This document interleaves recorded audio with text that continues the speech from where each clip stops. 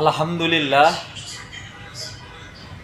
আজ জানুয়ারি মাসের 2 তারিখে প্রথম জুম্মা আদায় করে আসলাম। আলহামদুলিল্লাহ, 2026 সাল আমরা শুরু করলাম প্রথম জুম্মা দিয়ে 2 তারিখে আজকে।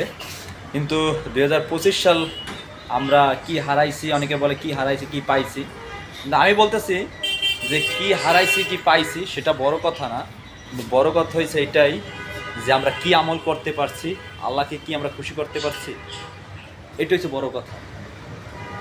ইনশাল্লাহ আমরা সবাই চেষ্টা করব 2026 সালটা আল্লাহর ইবাদত বন্দেগীর ভিতরে প্রতিটি মুমিন বান্দা জানি কাটিয়ে দিতে পারি। আর কথা হলে গিয়া তখনই আপনি কিছু পাবেন কিছু হারাবেন, যখন আপনি আল্লাহর ইবাদত বন্দেগী করবেন, মিস করবেন যে আমি হয়তো 2026 সালে বা 2025 সালে আমি আল্লাহর ইবাদত বন্দেগী করতে পারি নাই, তখন মিস করবেন। এইটা হচ্ছে মিস আমাদের মুসলমানের জন্য, ইমানদার ব্যক্তির জন্য, সবার জন্য। সবাই দোয়া করবেন প্রতিটি মুমিন বান্দা জানি আল্লাহর ইবাদত বন্দেগী করতে পারে। আল্লাহ সবাই তৌফিক দান করুক, আমিন।